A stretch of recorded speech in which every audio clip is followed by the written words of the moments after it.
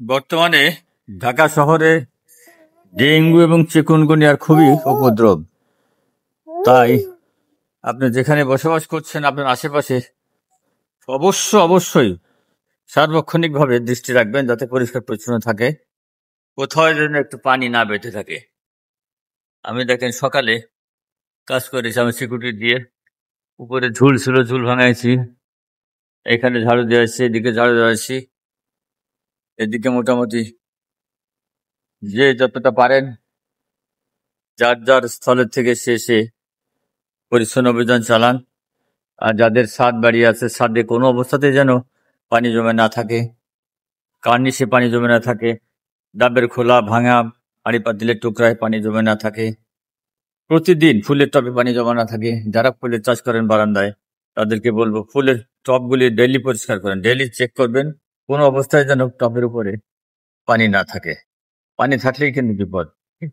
সবার জন্য, বিশেষ করে সাধারণ পাবলিক সবাইকে বলছি, আমার এই ভিডিওটা যে দেখবেন, যার সামনে যাবেন, প্রত্যেকেই অনুরোধ করব দয়া করে আপনার বাসার আশেপাশে আবর্জনা পরিষ্কার রাখুন, গাছপালা কেটে সেটে দেন, ফুলের বাগানের ভিতরে পরিচর্যা রাখুন, 24 ঘন্টা যোগাযোগ রাখুন, ওখানে কোনো পানি বেঁধে আছে কিনা ফুলের টবে খেয়াল রাখুন, এবং কোনো অবস্থাতে যেন পানি না থেকে ওখানে মশার উপদ্রব না হয়, মশার জন্ম না হয়। মশার সৃষ্টি হলে ডেঙ্গু কামাবে, চিকুনগুনিয়া হবে।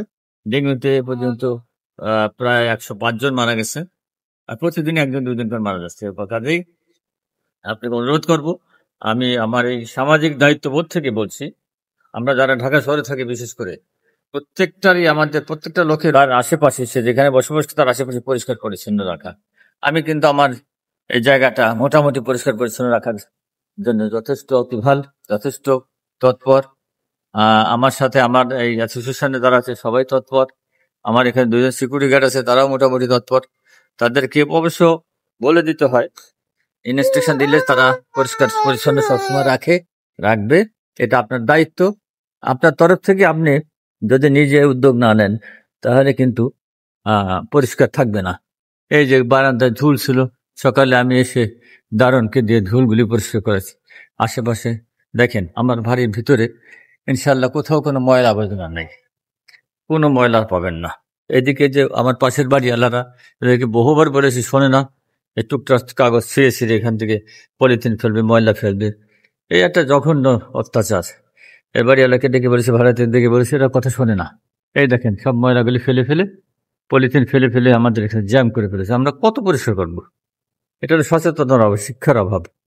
এটা কিছু বলার নেই, তাদের সাথে ঝগড়া করতে চাই না। তাদেরকে বারবার আমি শোনানোর চেষ্টা করেছি বোঝানোর জন্য, কিন্তু তারা বুঝতে নারাজ, তারা বোঝার চেষ্টাও করে না, তারা মানবেও না। এখন এদের সাথে তার ঝগড়া করা যাবে না ভাই।